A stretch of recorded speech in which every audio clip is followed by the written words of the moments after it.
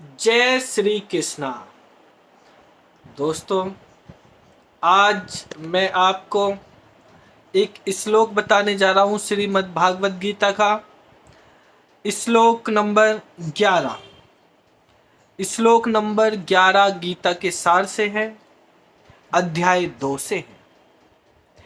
इस श्लोक में श्री भगवान श्री कृष्ण अर्जुन को समझाते हैं। ये जो अध्याय 2 है, इसमें ये बताया जाता है जब अर्जुन जो है युद्ध करने से मना कर देता है, कहता है कि सामने तो मेरे गुरुदेव, मेरे दादाजी, मेरे भाई बंधु खड़े हुए हैं, तो मैं इनको कैसे मार सकता हूँ, मैं इनसे युद्ध नहीं करूँगा।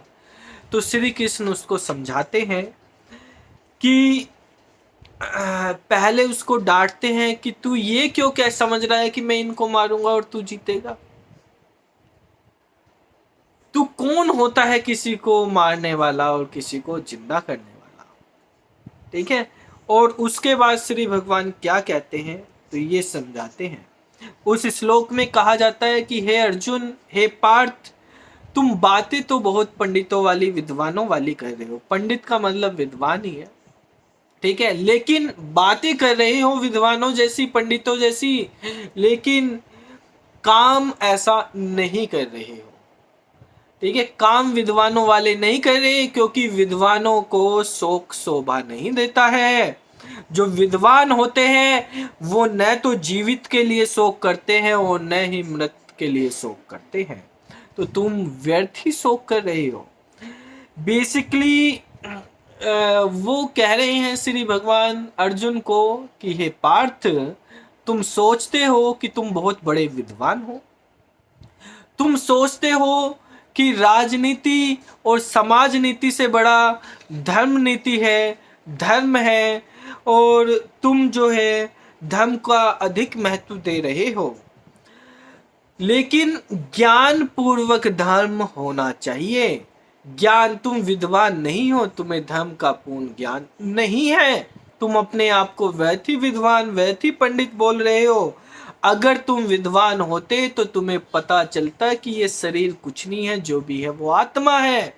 शरीर नश्वर है। असली विद्वान वह है जिसके लिए कोई शोक का कोई कारण ही नहीं होता, जो ना दुख में शोक करता है ना खुशी में ज्यादा खुश होता है।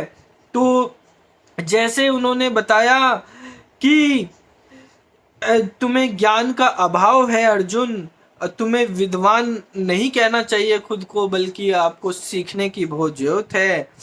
तुम विद्वान नहीं हो भी, तुम्हें पता होना चाहिए कि ये शरीर है जो जन्मता है, इसका एक दिन विनाश निश्चित है। इसलिए शरीर महत्वपूर्ण नहीं है, आत्मा महत्वपूर्ण है। और आत्मा के लिए किस बात का शोक? आत्मा तो न जन्म लेती है न मरती है। आत्मा तो अमर है। आत्मा अमर है तो उसके लिए क्या शोक करना? वो तो न जन्म लेती, न मरती है, न शस्त्र उसे काट सकता, न अग्नि उसे जला सकती, न पानी उसे डुबो सकता है। तो तुम व्यर्थ ही चिंता करते हो।